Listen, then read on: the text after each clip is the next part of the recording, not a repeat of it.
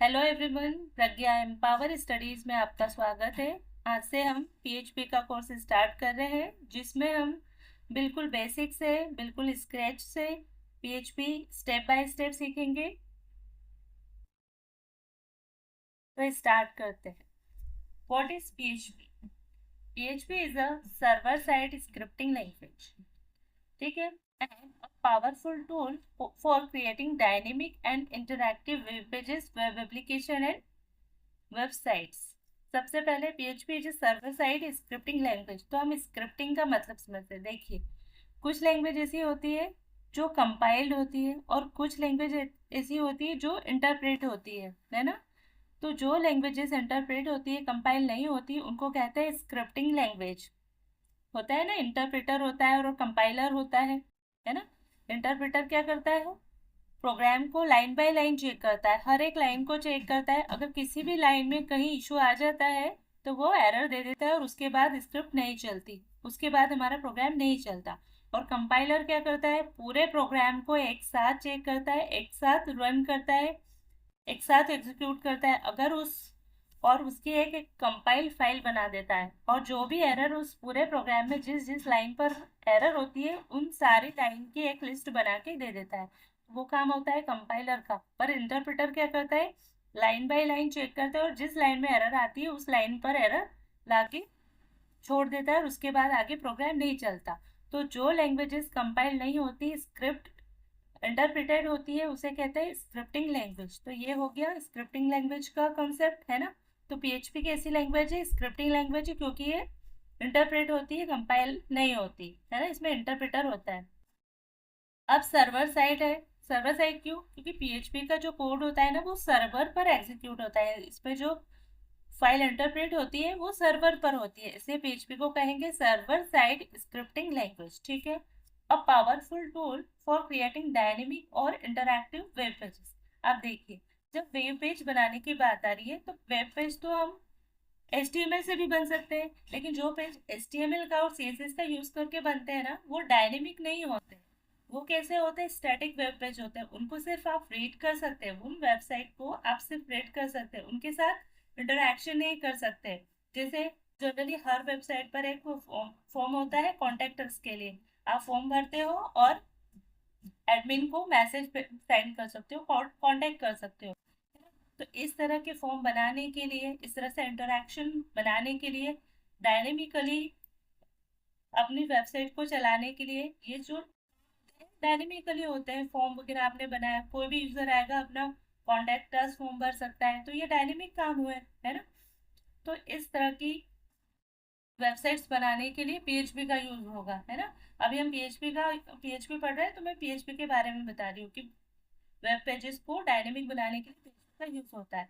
अब web application और website, देखिए दोनों चीजें एक ही होती है। वेब पेजेस का जो कलेक्शन होगा वही वेबसाइट कहलाएगी। तो वेब पेज क्या है, एप्लीकेशन क्या है, तो जो छोटे लेवल पर होती है उसको हम वेबसाइट्स कहते हैं। इनमें ज्यादा डिफरेंस नहीं होता। पर वेब एप्लीकेशन मतलब आपने जो वेबसाइट है वो बड़े लेवल पे बनाई है, कुछ ई कॉमर्स वेबसाइट बनाई है, उसमें कुछ एपीआई वगैरह है, थर्ड पार्टी एपीआई उसकी है, जैसे पेमेंट गेटवे वगैरह लगाए है ना।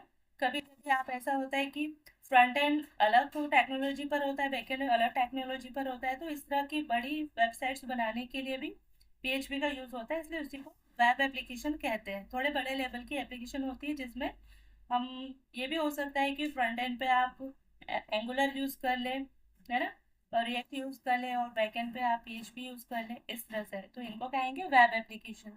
तो पीएचपी कैसी सर्वर साइड स्क्रिप्टिंग लैंग्वेज है ना। और इसका यूज क्या होता है? वेब पेज को डायनेमिक और इंटरैक्टिव बनाने के लिए यूज होता है ना। क्योंकि वेब पेज तो HTML से भी बन जाता है, पर वो डायनेमिक नहीं होता, स्टैटिक होता है। PHP is an acronym for hypertext pre processor. अब देखिए, PHP का फुल फॉर्म नहीं होता, ये एक्रोनिम है हाइपरटेक्स्ट प्री प्रोसेसर के लिए। क्योंकि अगर यह फुल फॉर्म होता तो H पहले आना चाहिए था, पर ये क्या है? एक्रोनिम। तो इसका एक्रोनिम क्या है? Hypertext pre processor. ठीक। PHP is a widely use open source scripting language. ये वाइडली यूज है, बहुत ज्यादा यूज होती है। फेसबुक का बैकएंड भी PHP पे बना है, है ना। बहुत सारी कंपनीज में, बहुत काफी बड़ी कंपनीज में भी इसका यूज होता है। ऐसा नहीं है कि पीएचपी का स्कोप अच्छा नहीं है, पीएचपी का स्कोप भी अच्छा है। पीएचपी एएसपी और जेएसपी से फास्टर भी है, काफी फास्ट है। और इसके सीएमएस है ना, सीएमएस कंटेंट मैनेजमेंट सिस्टम, और इसके कई सारे फ्रेमवर्क है। मैनेजमेंट सिस्टम में आप देखेंगे वर्डप्रेस सुना होगा आपने, जो ब्लॉगिंग वेबसाइट्स बनाने में यूज होती है। ई कॉमर्स के लिए जूमला और मैजेंटो बहुत अच्छा है। ड्रूपल है ना, इसके जो फ्रेमवर्क्स है उसमें है। एक तो आप कोडिग्नाइटर देख सकते हैं, और लैरावेल, ये अभी बहुत ज़्यादा फेमस है ना। तो ये वाइडली यूज्ड है।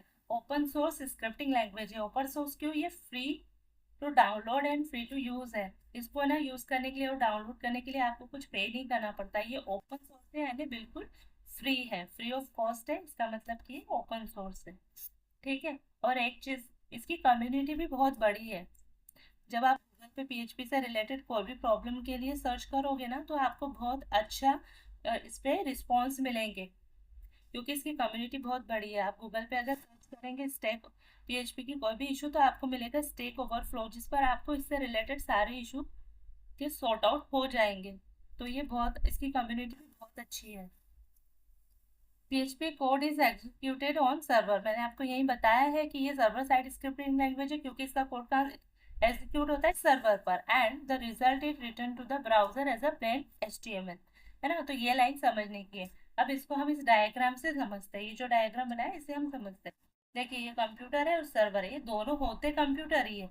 लेकिन ये वो कंप्यूटर है जिस पर आप काम कर रहे होते हैं, आपका ब्राउजर ऑन होता है, ठीक है। यानी ये क्लाइंट साइड का यूज या यूजर साइड का कंप्यूटर है, और ये सर्वर कंप्यूटर है। अब यूजर कुछ भी सर्च करता है, तो उसकी रिक्वेस्ट किसको भेजी जाती है? सर्वर को भेजी जाती है, ठीक है। और सर्वर पर उस रिक्वेस्ट का क्या होता है? एग्जीक्यूशन होता है ना। और वो एग्जीक्यूशन का जो रिजल्ट रहता है, रिस्पॉन्स होता है, उसको उसी ब्राउजर वाले कंप्यूटर पर या क्लाइंट कंप्यूटर पर, ब्राउजर पर सेंड कर दिया जाता है, जिस पर यूजर जो होता है उस चीज को, उस रिजल्ट को देखता है ना। तो क्या होता है कि कंप्यूटर यानी यूजर के कंप्यूटर से ब्राउजर से रिक्वेस्ट सेंड की जाती है सर्वर को, और सर्वर उसको एग्जीक्यूट करके रिस्पॉन्स किसको सेंड करता है? वापस यूजर कंप्यूटर को या ब्राउजर पर। तो वहां पर यूजर उसे देख लेता है। ये होता है सर्वर साइड स्क्रिप्टिंग लैंग्वेज का तरीका। क्योंकि ये स्क्रिप्टिंग लैंग्वेज है, इसलिए इसके इंटरप्रिटेशन कहाँ होता है? इंटरप्रेट कहाँ होती है? सर्वर पर ही, है ना। एग्जीक्यूशन, इंटरप्रिटेशन सब सर्वर पर होता है, ठीक है। अब लेकिन लेकिन अगर दूसरी लैंग्वेज जैसी होती है, ये तो है सर्वर साइड स्क्रिप्टिंग लैंग्वेज। अब दूसरी होती है क्लाइंट साइड स्क्रिप्टिंग लैंग्वेज। अगर ये क्लाइंट साइड स्क्रिप्टिंग लैंग्वेज अगर होती ना, जैसे अगर इसका एक और एग्जांपल हम समझे सर्वर साइड स्क्रिप्टिंग लैंग्वेज का, तो हमको जैसे एडिशन कराना है 2 का और 3 का, तो ये दो वेरिएबल हमने क्या किए? इसको साइन किए। तो ये एडिशन की रिक्वेस्ट किसको जाएगी? यहाँ पे सर्वर को। तो सर्वर पर इसका क्या होगा? एग्जीक्यूशन होगा, तो इसका रिजल्ट होगा 5। अभी जो 5 है ना, ये तो देखो अर्थमेटिक ऑपरेशन हुआ, तो ये वेरिएबल इंटीजर के फॉर्म में जो भी आए, यहाँ सर्वर पर आया और यहाँ पर इसका एग्जीक्यूशन हुआ, एडिशन एडिशन परफॉर्म हुआ, अर्थमेटिक ऑपरेशन हुआ, रिजल्ट आया 5। तो ये 5 जो है ना, HTML के फॉर्म में इसको भेजेंगे ब्राउजर को। तो ये 5 जो जाएगा ना, HTML प्लेन HTML के फॉर्म में जाएगा, बिल्कुल स्टैटिकली, स्टैटिक। क्योंकि जैसे HTML पे बनी वेबसाइट कैसी होती है? स्टैटिक होती है ना। सिर्फ वो तो टैक्स होता है, तो ये भी बिल्कुल टैक्स के फॉर्म में किसको जाएगा? ब्राउजर कंप्यूटर पर, और वहां पर इसका पर दिख जाएगा रिजल्ट, कि रिजल्ट है 5। ये ब्राउजर कंप्यूटर पर यूजर को दिख जाएगा, है ना। यूजर कंप्यूटर पर, ब्राउजर पर यूजर को दिख जाएगा। लेकिन अगर ये होती क्लाइंट साइड स्क्रिप्टिंग लैंग्वेज, ये है सर्वर साइड स्क्रिप्टिंग लैंग्वेज का कॉन्सेप्ट।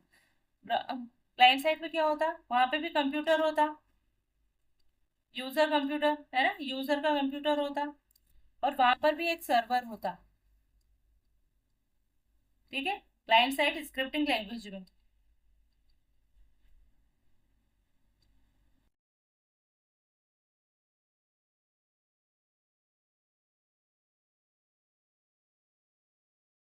यहाँ पर भी क्या होता है? अगर आप कुछ भी सर्च करते हैं, अब एडिशन ही आपको परफॉर्म करना होता है 2 और 3 का, तो ये कहाँ जाता है? इसकी रिक्वेस्ट कहाँ जाती? सर्वर पर सर्वर पर भी ये क्या होता? 2 और 3 ही रहता, ये एग्जीक्यूट नहीं होता, ठीक है। और कहाँ चले जाता? यही रिस्पॉन्स के फॉर्म में 2 एंड 3, इसी फॉर्म में कहाँ चले जाता है, यूजर कंप्यूटर पे अगेन बिना एग्जीक्यूट हुए। और ये एग्जीक्यूट कहाँ होता है, यूजर के कंप्यूटर पर। तो यहाँ पे क्या होता है, एग्जीक्यूशन कहाँ होता है, क्लाइंट में, यहाँ पर एग्जीक्यूशन होता है क्लाइंट के कंप्यूटर पर एग्जीक्यूट होता है। ठीक है, कहाँ पर, इसमें क्लाइंट साइड स्क्रिप्टिंग लैंग्वेज में क्लाइंट के कंप्यूटर पर एग्जीक्यूट होता है। ये रिक्वेस्ट रिक्वेस्ट भेजी जाती है किसको, सर्वर पर सर्वर पर एज इट इज, कोई बिना कुछ परफॉर्म हुए, ये एज इट इज क्या होता है, यूजर के कंप्यूटर पे रिस्पॉन्स सेंड कर दिया जाता है, वैसा कि वैसा, ये ऐसा कि ऐसा भेज देंगे। और कंपाइलर ये मतलब पूरा घूम के वापस यही आके यही एग्जीक्यूशन होगा। यहीं से रिक्वेस्ट सेंड होगी, वैसे की वैसे रिस्पॉन्स मिलेगा और वापस आके फिर ये क्या होगा, एग्जीक्यूट होगा। तो ये होगी क्लाइंट साइड स्क्रिप्टिंग लैंग्वेज। लेकिन सर्वर साइड स्क्रिप्टिंग लैंग्वेज जो कि पीएचपी है, इसमें एग्जीक्यूशन होता है सर्वर पर, सब कुछ सर्वर पर होता है और एचटीएमएल फॉर्म में अपने को रिजल्ट रिस्पॉन्स मिल जाता है और वो यूजर के कंप्यूटर पर ब्राउजर पर हम देख लेते हैं। ठीक है, तो ये था पीएचपी का केस। तो आई होप कि यहाँ तक आपको अच्छे से समझ में आया होगा, है ना। पीएचपी के सिंटैक्स पर, बेसिक सिंटैक्स ऑफ पीएचपी, है ना। तो पीएचपी लैंग्वेज ना टैग के बीच में लिखी जाती है। पीएचपी के अपने टैग्स होते हैं, उसी के बीच में पीएचपी का कोड लिखा जाता है। तो ये है पीएचपी का स्टार्टिंग टैग, या इसको बोलते हैं ओपनिंग टैग, और इसको बोलते हैं पीएचपी यहाँ पर एंड होती है, इसको एंडिंग टैग ये बोलेंगे, या क्लोजिंग टैग। ठीक है, तो ये angle bracket question mark PHP, ये इसका स्टार्टिंग टैग है ना, ये पीएचपी का टैग्स है। और ये यहाँ पर पीएचपी एंड होती है, इसको क्लोजिंग टैग भी बोलते हैं पीएचपी का। तो इसी के बीच में पीएचपी लिखी जाती है। और पीएचपी को जो सेव करते हैं, पीएचपी की फाइल को सेव करते हैं, तो इसके लिए एक्सटेंशन होता है डॉट पीएचपी। जैसे डॉक्यूमेंट की फाइल होती है, उसको टीओसी से डॉट टीओसी से सेव करते हैं। अगर आपने सी पढ़ा होगा तो डॉट सी से सी की फाइल को सेव करते हैं, सी की फाइल सी प्लस प्लस की फाइल को डॉट सीपीपी से सेव करते हैं, जावा की डॉट जावा से सेव करते हैं। मैंने सी प्रोग्रामिंग की भी लिस्ट, पूरी प्लेलिस्ट बनाई है, जिसमें आप पूरा बेसिक से सी सीख सकते हैं, तो आप उसको भी देखिएगा, है ना। तो ये पीएचपी का जो एक्सटेंशन होता है डॉट पीएचपी होता है ना। तो ये जो पीएचपी फाइल होती है, इसमें कौन कौन से क्या क्या आप लिख सकते हो, इसमें क्या क्या होता है, इसमें क्या क्या इंक्लूड होता है, तो देखिए इसमें एचटीएमएल भी इंक्लूड होता है। ये पीएचपी की जो फाइल होती है, उस पर आप एचटीएमएल का कोड लिख सकते हो, सीएसएस का कोड लिख सकते हो, है ना, जावा स्क्रिप्ट लिख सकते हो। ठीक है, जावा स्क्रिप्ट क्लाइंट साइड लैंग्वेज, और जावा स्क्रिप्ट के साथ आप लिख सकते हो पीएचपी का कोड, है ना। इतना सारा कोड आप पीएचपी की डॉट पीएचपी एक्सटेंशन वाली फाइल पे लिख सकते हो। तो क्या होता है कि जब आप पीएचपी का कोड लिखते हो ना, तो एचटीएमएल में कहीं भी अगर आपने बिना ये टैग लगाए, क्लोजिंग टैग और एंडिंग टैग और ओपनिंग टैग, और ये ओपनिंग टैग और क्लोजिंग टैग यानी पीएचपी के टैग्स के बिना ही अगर आपने पीएचपी का कोड लिख दिया, तो वो उसको प्लेन एचटीएमएल ही मानेगा, फाइल उसको मानेगी कि वो प्लेन एचटीएमएल। तो ऐसे आप पीएचपी का कोड एचटीएमएल में नहीं लिख सकते, और एचटीएमएल का कोड भी जैसे टैग के अंदर कहीं भी नहीं लिख सकते, है ना। अगर आपको पीएचपी का कोड लिखना है, तो आपको पीएचपी के ये कोड्स के बीच में ही, पीएचपी के टैग्स के बीच में ही अपना पीएचपी का कोड लिखना है। जैसे पीएचपी का बहुत छोटा सा कोड है, पीएचपी ये स्टार्ट किया, है ना, मैंने इको करा दिया,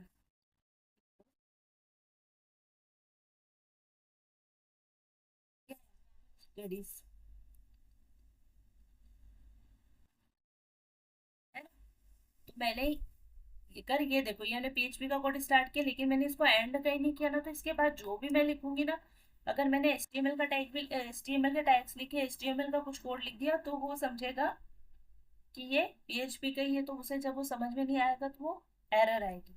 इसलिए आपको क्या करना है, यहाँ पर इसको क्लोज करना है इस तरह से। आप ये ऐसे एक के बाद एक भी नीचे भी कर सकते हो, और एक पर्टिकुलर अगर छोटा सा कोड है तो एक सिंगल लाइन में भी कर सकते हो, उसमें कोई इशू नहीं आता है। ठीक है ना। तो इस तरह से आपको यूज करना है। एचटीएमएल टैग के बीच में लगना चाहते हो, जैसे एचटीएमएल H1 टैग है, फिर यहाँ पर अगर H1 टैग है ना। और ये H1 टैग क्लोज किया आपने। इसके बीच में अगर आपको PHP का कोड लिखना है या कुछ PHP का कुछ इको कराना है तो आप फिर यहाँ पे PHP का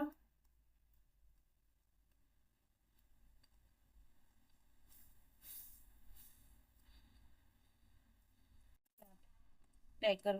तो इस तरह से ये ओपनिंग टैग और क्लोजिंग टैग लगाने से जो PHP का कोड है ना, ये HTML के कोड से कैसा हो गया, अलग हो गया। तो ये इस तरह से एरर नहीं होगा।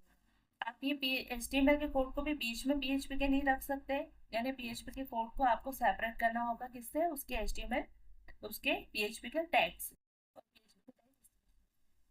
ठीक है। तो PHP को जब हम प्रोग्राम बनाएंगे और PHP की को सीखेंगे पूरी तरह से, तो हम एक क्या करेंगे, प्रोजेक्ट भी बनाएंगे, है ना। क्रूड ऑपरेशन बनाएंगे। ये क्रूड ऑपरेशन आई होप कि आपको पता होगा। इसमें क्रिएट, रीड, है ना, अपडेट एंड डिलीट। मतलब डेटाबेस के साथ हम करेंगे, डेटाबेस भी बनाएंगे जिसमें अभी क्रूड ऑपरेशन करेंगे, डेटाबेस में कुछ इंसर्ट करेंगे, डेटाबेस से वैल्यू को रीड करेंगे, कुछ वैल्यू को अपडेट करेंगे और उसको डिलीट भी करके देखेंगे। तो उसके लिए हमको HTML की नीड होगी, तो जितनी HTML और CSS की नीड होगी, है ना, इसे एक छोटे से प्रोजेक्ट को बनाने के लिए, तो हम डेवलपर पर्पज से जितनी भी HTML और CSS नीड होती है वो भी मैं आपको सिखाऊंगी। जावा स्क्रिप्ट की जितनी नीड होगी, jQuery की जितनी नीड होगी वो भी मैं बताऊंगी। और फिर PHP तो हम बेसिक से सीख ही रहे हैं। तो लास्ट में हम एक छोटा सा प्रोजेक्ट भी बनाएंगे, है ना।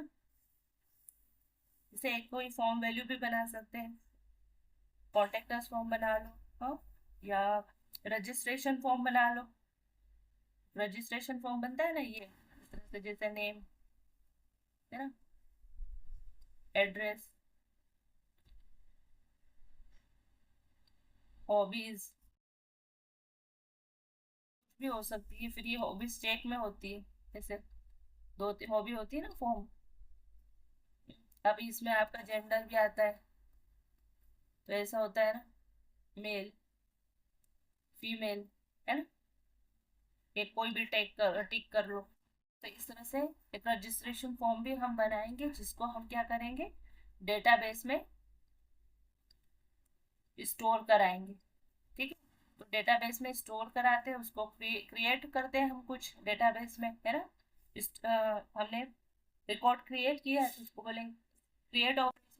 डेटाबेस से हम वैल्यू फेच करा के लाएंगे और लिस्टिंग दिखाएंगे तो उसको बोलेंगे रीड ऑपरेशन, है ना। डेटाबेस में चेंजेस करेंगे, नेम चेंज कर सकता है, एड्रेस चेंज कर सकता है तो उसको बोलेंगे अपडेट ऑपरेशन, है ना। डेटाबेस से कुछ वैल्यू को डिलीट भी करा सकते हैं हम, है ना, कुछ रिकॉर्ड डिलीट कर सकते हो तो उसको डिलीट या डिलीट ऑपरेशन लगाएंगे।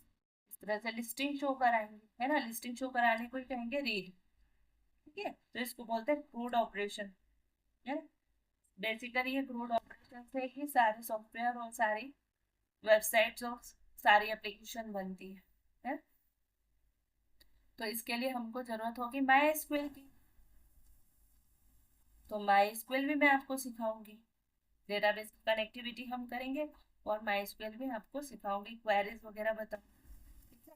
बट पहले हम क्या करेंगे, PHP, और PHP के साथ जो छोटी मोटी HTML रहेगी वो भी बताते चलो। फिर हम एक फॉर्म बनाएंगे रजिस्ट्रेशन,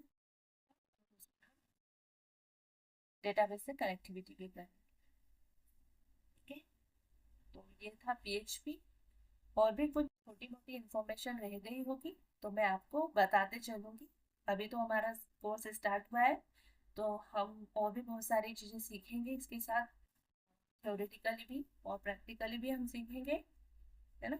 इंटरव्यू फ्रेशर लेवल से के जो इंटरव्यू क्वेश्चन होते हैं, है ना, वो भी मैं आप इस कोर्स को मैं स्टार्ट कर रही हूँ ऐसा बिगिनर लेवल पर, है ना, कि जो बिगिनर्स है वो मैं ये मान के चलूंगी कि जो ये PHP का कोर्स पढ़ रहा है वो या तो PHP उसकी फर्स्ट लैंग्वेज, PHP ही उसकी फर्स्ट लैंग्वेज है, और या फिर ये उसकी फर्स्ट स्क्रिप्टिंग लैंग्वेज है। मतलब उसे बेसिक से सीखना है, मैं बिल्कुल बेसिक से सिखाऊंगी, बिल्कुल बिगिनर समझ के।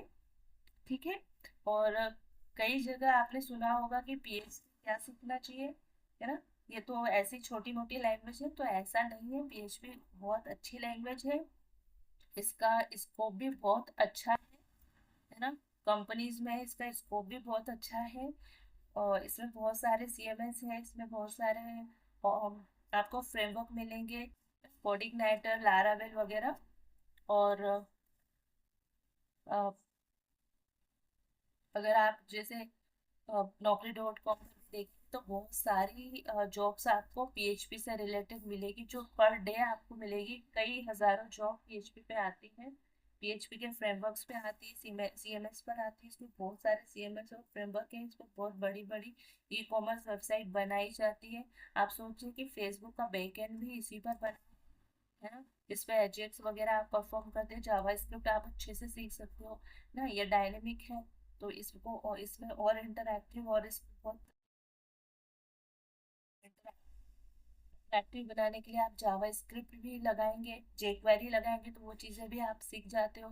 साथ ही साथ आप माइस्क्वेल सीख जाते हो, जब पीएचपी पे काम करते हो तो माइस्क्वेल आप सीख जाते हो, है ना। ये बहुत अच्छी चीज़ है कि अगर आप पीएच बेसिक लेवल पे या फर्स्ट स्क्रिप्टिंग लैंग्वेज या फर्स्ट लैंग्वेज के तौर पे पीएचपी सीख रहे हो, साथ ही साथ आपने माइस्क्वेल पर भी आपके हाथ अच्छे कर लिए हैं, है ना। और जब पीएचपी पर आप सीखते हैं तो आप इसमें हर चीज़ सीखेंगे। ऐसा होता है कि कोई भी लैंग्वेज होती है तो देखिए उसमें हर लैंग्वेज में होती है, केस स्ट्रक्चर होता है, इफ एल्स कंडीशन होगी, है ना। लूप सब में आप पढ़ते हो, है ना। इसमें आप डेटाबेस की कनेक्टिविटी सीखोगे, मायस्क्वेल सीखोगे, है ना। तो आप पूरा एक क्या सीखोगे, सर्कुलेशन सीखोगे, पूरा एक सॉफ्टवेयर कैसे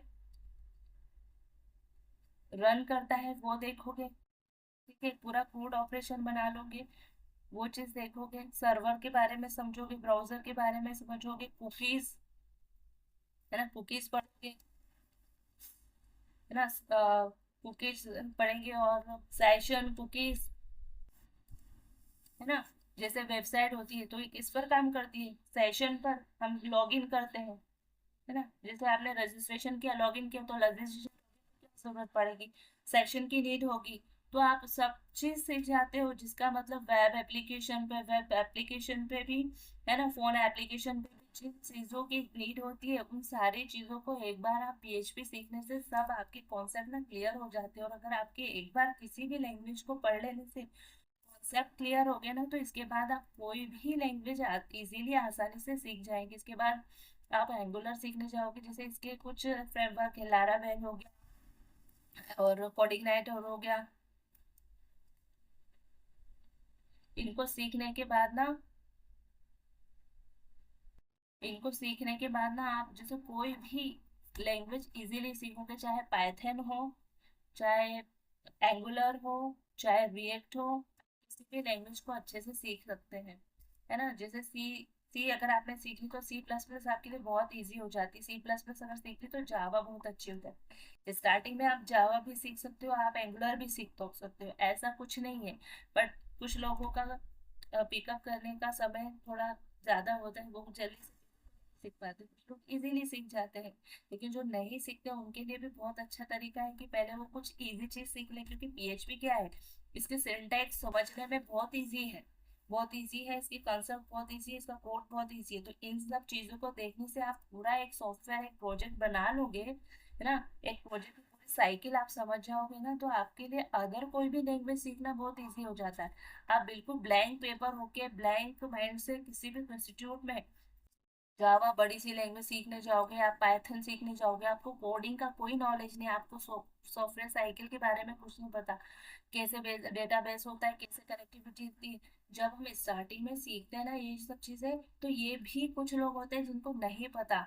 आजकल ठीक है, यूट्यूब पे आपको बहुत सारे वीडियो मिलते हैं, लेकिन एक जमाना था जब यूट्यूब नहीं था ना, तो लोगों को ये सब चीजें भी नहीं पता थी। तो ये जो छोटी मोटी चीजें है ना, लूप, रिफरेंस, इवन सी आउट, सी जो सी और सी के, सी प्लस के स्कैनर, प्रिंटफ, इन फंक्शंस में भी इश्यूज आते थे, ये फंक्शन भी कैसे।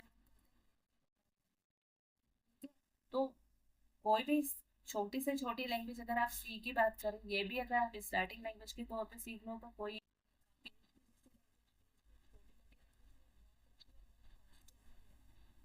ना, इसमें भी बहुत बड़ी बड़ी एप्लीकेशन, बहुत बड़ी बड़ी वेबसाइट्स बनती है ना। तो इसको अगर आप सीख ले तो आपका कॉन्सेप्ट बहुत अच्छे क्लियर हो जाएंगे, और इनके बाद जब आप कोई भी अदर लैंग्वेज पे जॉब मारेंगे तो अदर लैंग्वेज को आप पढ़ लो और समझ लोगे, और आप देखोगे कि जो ज़्यादा मेहनत अगर आपको अगली अगली लैंग्वेज में सीखी है ना, लगी होगी ना, वो सिर्फ जो ज़्यादा मेहनत लगती है ना, वो सिंटैक्स सीखने में लगती है। बस सिंटैक्स ही चेंज होते हैं, कॉन्सेप्ट बहुत ज़्यादा चेंज नहीं होते। तो आई होप कि आपको ये सारी